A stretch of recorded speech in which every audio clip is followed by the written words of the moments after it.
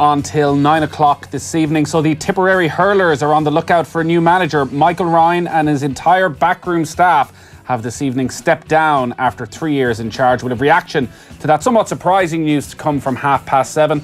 After 8 o'clock, we're going to look ahead to the weekend Super 8 games. A particular focus this evening on the two games on Saturday evening. Is it going to be Monaghan or is it going to be Kerry heading to the semi-finals of the All-Ireland Football Championship? Jason Ryan will join us, and David Brady as well, and he's so eager. He's here an hour early. How are you? Good to be in, Nathan. Good to be in. Good to have you here. Yeah, I wasn't as eager until I was reading some of the names of the soccer players, and thanks be to God, Will has come in to you pronounce them and I'll talk about them. Stephen Ward. It's Shea KK Toto Yete. Who's he? Who's Crystal this? Palace? Oh, Crystal Palace assigned. That's Czech Kuyate. Yeah. All right, Jam. That's not one of the more difficult ones. What about Yoshinori Muto, who Newcastle have just signed? Yeah. Willie Mullins is doing well in Galway anyway. That's the main thing. 53106 is the text number of the news round, brought to you this evening with Screwfix.ie, championing the trade with a choice of over 20,000 quality trade products. You can get in touch on social, or as I say, you can text in on 53106. Our main focus right now, though, is on the hockey, because they're into the fourth quarter of the women's quarter final, and they've gone to VAR, to the TMO, to the video referral. Well, it's scoreless in this game. There have been few, if any, chances as Ireland look to reach a World Cup semi-final. It's already an incredible achievement and already been an incredible tournament.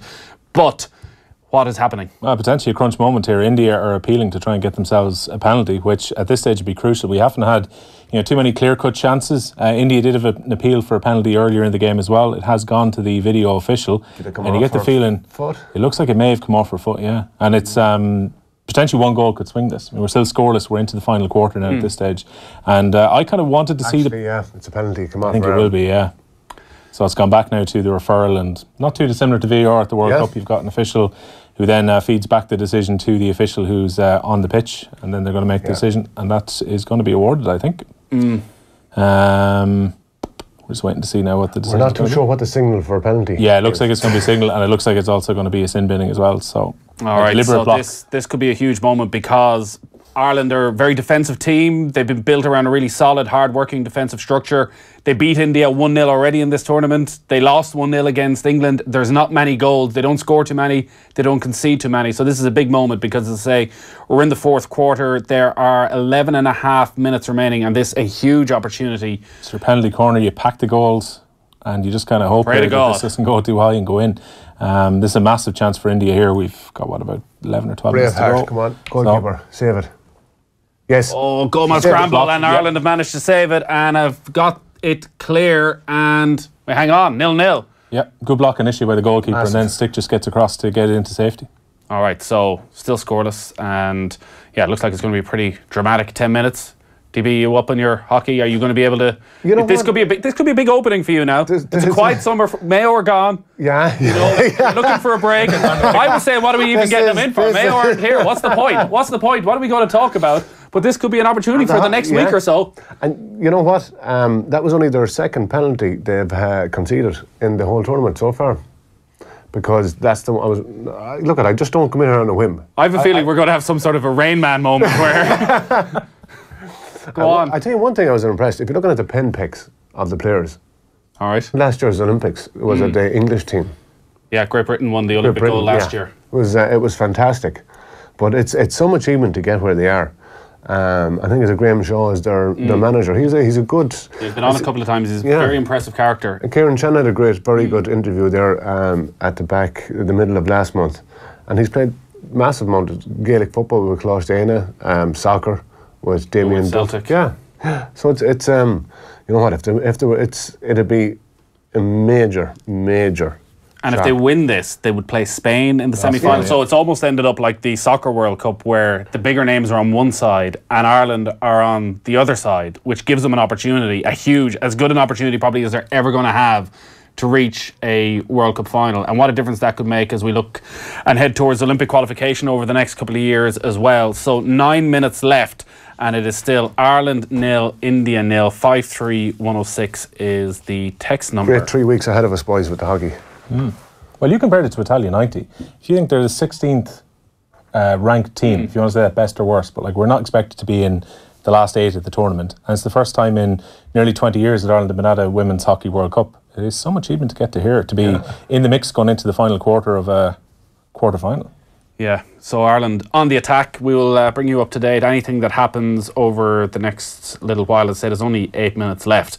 So we should know within the next hour or so whether Ireland are going to be, at the very latest, whether they're going to be in the World Cup semi-final. The main breaking news this evening is that the Tipperary hurlers are looking for a new manager. Michael Ryan has stepped down. He has, Nathan. Yeah, his management team have all stepped down as well after 3 years in charge.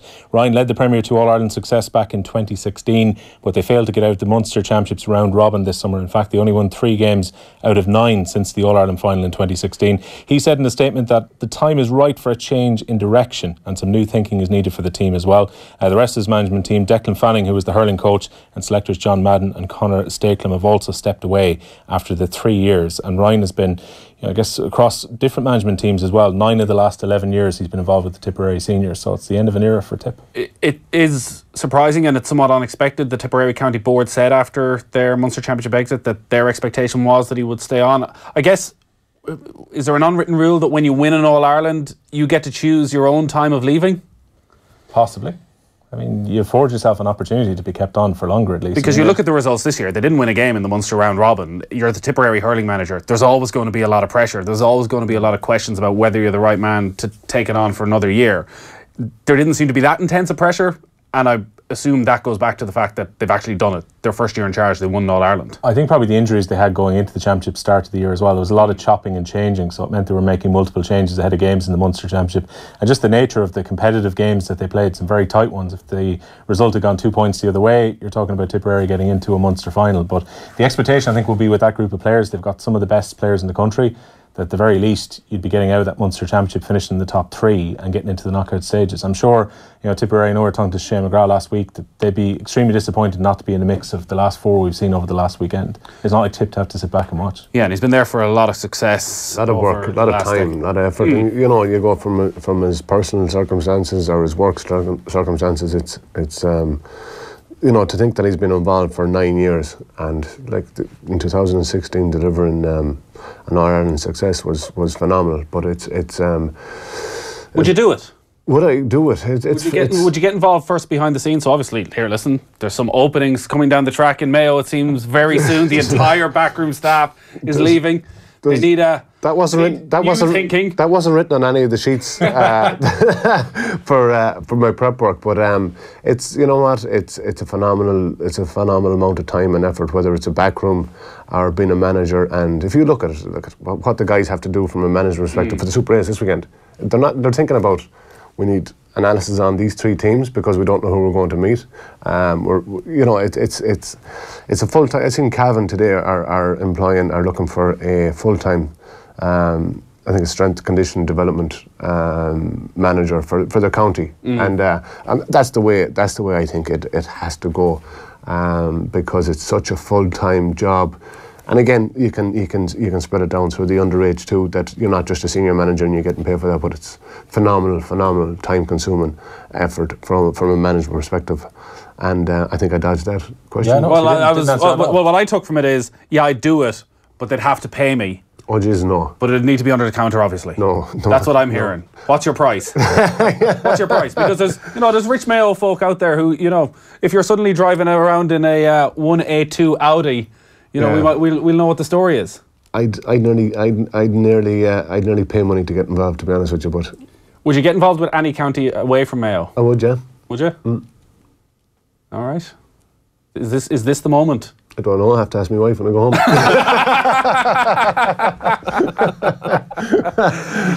Times have changed. yeah, they certainly are. Here, listen, you have young kids at home, but it's exactly the time to get into inter-county management. I keep blaming her. Right.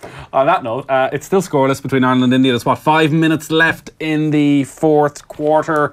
Dundalk, and a real success story for Irish football this evening, but it turned out to be a bit of a nightmare for them in Cyprus. Yeah, really disappointing one. Knocked out of the Europa League 4-0 by AEK Larnaca on the night, 4-0 on aggregate as well.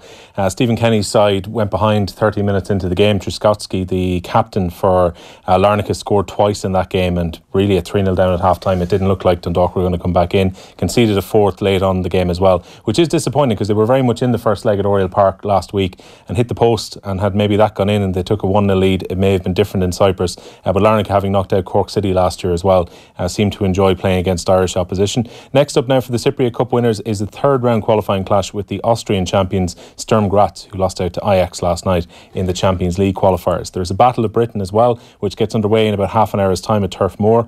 Burnley and Aberdeen all square going into the second leg of that game. The Premier League side have a slight advantage of an away goal after the 1-1 draw at Pittodrie last week. Burnley at the moment, though, they were hoping to sign a goalkeeper ahead of this game. I think they're probably going to have to dip into the market anyway, because Pope is out for up to 2 months. As the only one Irish international starting is Republic of Ireland defender Stephen Ward, and he's at left back for Burnley. Both Long and Hendrick are on the bench ahead of that game. We were doing some recordings earlier on, so we only saw bits and pieces of the Dundalk game. Was it just a case that they were simply outclassed? Did the heat look like it was a factor? Should they have gone with different tactics? Because I know Stephen Kenny says we have our style of play, we want to pass the ball, we want to play it the right way as people see it, no matter who we're up against. Yeah, I think Dan McDonald probably called it right on last night's show. Dundalk played in their normal style, they tried to keep the ball and use it effectively.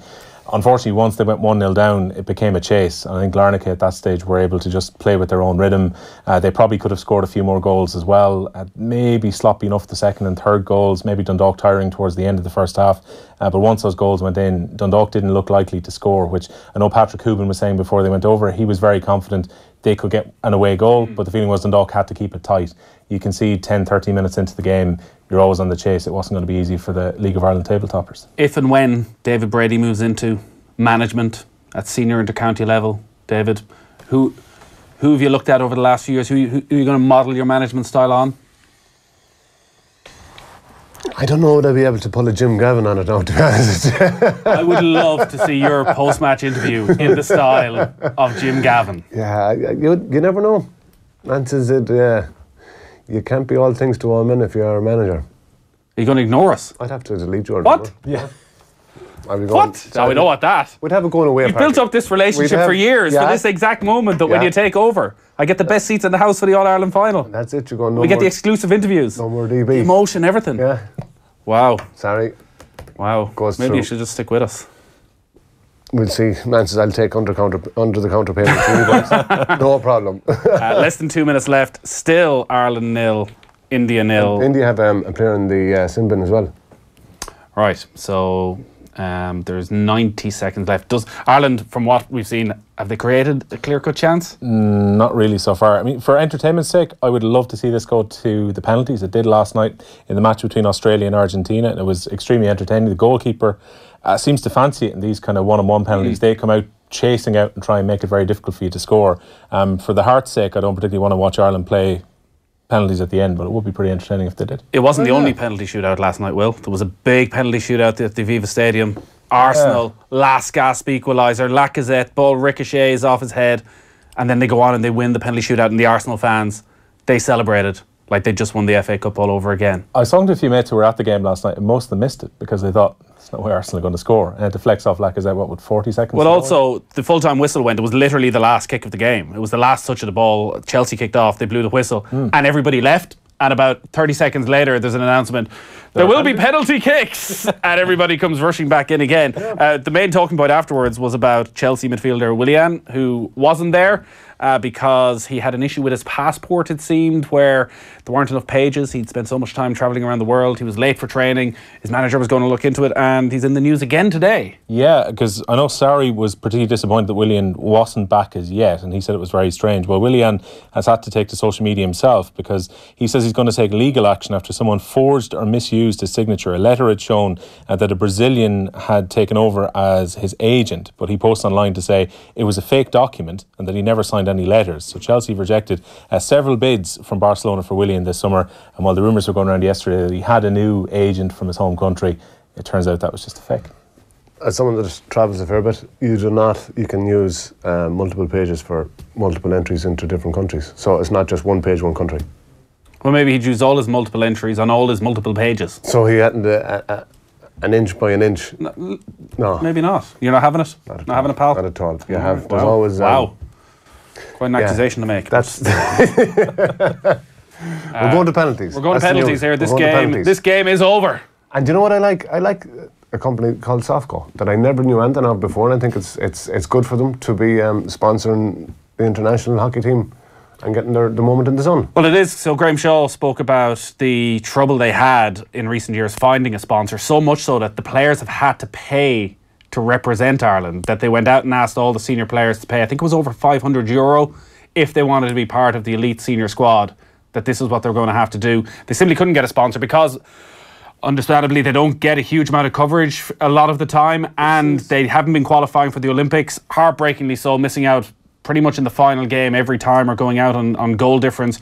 But Softco have come in and made, I'm sure, a significant enough investment, but are probably getting 10 times the bang for their buck. Well, it's huge. This is on terrestrial TV as well. Like, the tournament up till now has been on BT Sport, and now you're on national TV. I'd say a lot of people are probably coming home from work at the moment to be flicking this on. Yeah. This is the moment Softco would have probably never even dreamed of happening when you put the hand in the pocket. You say credit. Who's your favourite shirt sponsor, David? Let's do a poll. Where does Softco rank among your... What other companies do you like? Elvery's.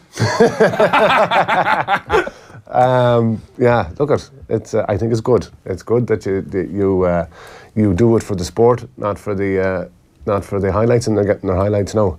Like this is massive. Yeah, so it is going to penalties. They'll get underway in the next couple of minutes. We will bring you to them live and as they're happening, and we'll let you know. So this is a huge moment, probably the biggest moment in the history of Irish hockey. A chance to qualify for the semi-finals of the World Cup. While we're waiting for the penalties to start, quite a lot of transfer news. We should remember that we sort of feel like we're a month away from the end of the transfer window. It actually closes this day next week.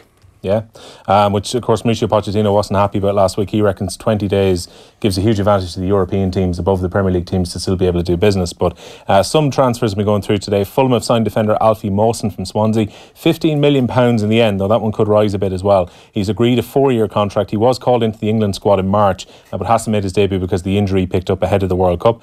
Crystal Palace have signed Cheick Kouyaté from fellow Premier League side West Ham. The Senegal international goes to Sellers Park also on a 4-year contract, an undisclosed fee, and he played 129 games with West Ham. Newcastle have finally signed a player, and I don't know if you were looking at Rafa Benitez's comments last night. He's worried. Hammering at Braga. He said, I don't know if there's going to be a player coming in, and I'm worried about not having players for the new season. They've just let Mitrovic go for around 20 million. Looks like some of that money is now finally being reinvested. Yoshinori Moto has signed from Mainz for £9.5 million. He comes in on a 4-year contract as well. He made one appearance at this summer's World Cup, and I'm sure Newcastle fans are probably not too placated by that signing coming in. No, and it doesn't look like there's going to be too many more, and it's pretty much the exact same situation they found themselves in at the end of last summer, where they had a lot of players at the club. I remember Tammy Abraham was up there, had pretty much agreed terms, was undergoing his medical, and they wouldn't pay the money. He ended up going to Swansea, and they ended up signing Joselu, I think it was, instead. It seems they've missed out on Rondon now as well, because he had a clause before the 1st of August that he could move for 16 million. Newcastle tried to move Dwight Gale to try and get that money down, and now West Brom have said, hey, that clause is no longer active, you have to pay us more. All right, lads, is hockey going to be the new rowing after this? I'm on the bandwagon. Come on, you girls in green. Pull like a barrister, says Alan in Cork. I like it. The penalties are just about to get underway in the next couple of minutes, but it is day 4 of the Galway Festival. Ladies' Day. Ladies' Day in Galway today. It was the Willie Mullins trained Sharjah who overcame top weight to land the Galway hurdle under what was an inspired ride in the end from the top amateur jockey Patrick Mullins. The 5-year-old who fell as a likely winner in the Grade 1 Future Champions novice hurdle back in December sat in behind the leaders before seeing off his stablemate Blazer, who finished in 2nd place. It provides Willie Mullins with a 3rd training success in the race, while Patrick Mullins says it's a dream come true to have won the winner in the hurdle. It's magic to win this race because, I remember when I was only 6 years old when David Casey won it on Misco Theatre, and we still have the article from the paper framed at home, so it's nice. I might stick one up beside it now. Galway has its own certain blend of magic, doesn't it? I mean, the Galway hurdle is such an iconic race. I'm in a very privileged position riding for my father, and obviously, my grandparents set the foundations for that as well, so this is right up there at the top of them, and I'm going to enjoy it as much as I can. I'm not riding tomorrow. Yeah, good night to have out in Galway tonight. He's not riding tomorrow, so he will be able to enjoy that. The first penalty has been missed for Ireland. Nicola Daly saved by the goalkeeper, so Ireland missed the opportunity to score the opening penalty of this shootout in the World Cup quarter-final. While we're going through this, I want to let you know as well about our next Off the Ball Roadshow, because the All-Ireland Senior Football Championship is nearing the knockout stages, and Off the Ball is back on the road. We are heading, David, to Galway's iconic Roisin Dubh, which was news to David, who's going to be one of our guests because he'd booked in for a night out in Killarney. That's what I thought, and you don't just book these on a whim. It was like 7-8 weeks ago. It was put in my diary, and I was going flying down. Right. Well, you can now fly to Knock. You can fly back to the homeland, and I'm sure someone will drop you up to the Roisin Dubh. We're going to be there this night next week, 9th of August, Thursday, 9th of August. Our panel is going to include David Brady, and we're going to have some more big names. Not bigger than David, obviously, but big names. Some big Galway names. We'll also have some Galway legends. Michael Meehan, Ray Silk, Pat Comer, amongst others, are going to be there on the night as we reflect on the Super 8s, look ahead to the All-Ireland semi-finals. 20 years since Galway won the All-Ireland title as well. All that sort of jazz. But we're going to start with half an hour of the greatest days of Mayo beating Galway, I presume, Dave, are we? I think now we're going to be quiet men down there on the next Thursday week, but we'll give as good as we get. It is all in association with us there anyway. We'll fight our corner as always. It's all in association with the new Boyle Sports app. Go to offtheball.com/events for your chance to win tickets for the night. Tickets are free, but you must register and print them off or download them onto your phone. So that is the Roisin Dubh in Galway next Thursday night for our All-Ireland football semi-final preview show. Can I just say, this is what you're going now with the penalties. No, they're not like soccer penalties where you have to go one-on-one with the goalkeeper, you take them on and go around them. But the actual video ref now is reviewing it to see was there a foul. Which, if we in the World Cup, would it have been the thing to do for all the penalties, that the goalkeepers were coming off the line so much? The argument here is that there might be a trip potentially on the Irish player who was going through, who is number 20. Anna O'Flanagan. So both sides have missed their penalties so far. And it's ABBA, so Ireland are going to go again now in a second as well. Okay. But it was a really good save before that by Aisha McFerrin, who's the Irish goalkeeper, who got her right pad to the Indian shot in the first penalty. And there's an argument here to say she possibly gets tripped when she's gone past. No, I think it's stick before a ball. You can't do that. Boys. There we go. Hockey expert, David Brady. Tell you what, if it was stick before ball, and I think it was. They're taking their time with these decisions. They really are. Yeah. VAR was lightning quick in comparison to decisions in the hockey. But listen, there's a whole amount at stake. They want to get their decisions right, and there's nothing going. There's nothing going in that. So Ireland have missed their first two. India have missed their first one. It is 5 penalties apiece. So that is disappointing for Ireland. Anna O'Flanagan just failing there. So another chance for India now to take the lead. It's a busy weekend in golf as well, World Golf Championship. Yeah, the WGC Bridgestone Invitational. Rory McIlroy started pretty well, 5 under par after 17 holes of his first round, just 2 shots behind the clubhouse leader Kyle Stanley. About half the players have now completed their first round. 14-time major winner Tiger Woods is 5 under through 16, while the US Open champion Brooks Koepka is in the clubhouse. Just before we come on air, he signed for a 4 under par round of 66. Wicklow's Paul Dunn is playing the first currently. Very unusual format in terms of the Barracuda Championship, which is on in Reno as well. They're playing under Stableford rules, so when you hear me say Seamus Power is going well at 10 over par after 14, that might sound quite unusual, but he is second place, 2 shots. He has 10 points. He's 10 points, yeah, behind Aaron Badley. Porter Carrington, Shane Lowry and Graham McDowell are all teeing off later, and the significance of this, with about 4 tournaments left in the PGA Tour this year, these guys are all outside the magic number 125, and they need to get inside that to keep their PGA Tour cards, with the exception of Harrington, who can use his 1-year exemption still. He would prefer not to, but this is a big opportunity for Shane Lowry, second favourite for this tournament, and even though it is an opposite event as Ireland score, so 1-0 in penalties. Really nice drag back before she put in as well. 3 versus 2. All right, so Ireland. Grace O'Flanagan, who's actually a sister of Anna, she is the possible hero. All right, she can if she can net mind in the next, because it's not too often to do score penalties in hockey with a 1-on-1. Yeah, we were watching it last night, and it was just goalkeepers every single time at the advantage. Penalty corners are a lot easier scored. Yeah, so that's the golf. By the way, Golf Weekly is up on offtheball.com now. We were looking ahead to this World Golf Championship, the final World Golf Championship in Akron, where Tiger Woods has won 8 times and also the venue of his last PGA Tour win 5 years ago. And it looks as though, Will, as this $10 million exhibition game between Tiger Woods and Phil Mickelson is going to go ahead as India missed their 3rd penalty. Yeah, according to ESPN, this is nailed on now. A proposed $10 million exhibition game. Tiger Woods, Phil Mickelson, great rivals, will go ahead in November. They report the long-rumoured 18-hole match play round between the former Ryder Cup teammates would take place in Vegas on the weekend of November 25th. Now, Mickelson has previously hinted that the $10 million pot would be provided by sponsors, which I think takes a little bit away. It takes everything away from it. Yeah. Put your money on the line. $1 million stake each. Tiger was asked about this. Listen, Tiger's happy enough as Ireland get their 2nd. I'm telling you, boys, I'm in next week reporting on the hockey. We're going to send you to London. Ireland are on the verge. JP, book me a flight to London. Ireland on the verge of a place in the semi-finals of the World Cup. They lead India by 2-0. India have 2 penalties left. If they do not score both of them, Ireland are going through. What a moment for Graham Shaw, who can barely look. He's lifting his head to the sky. That was a brilliant finish as well. Oh, just the hands were too quick there. The hands were too quick. And as well. Through the keeper's legs. Pulled like a barrister.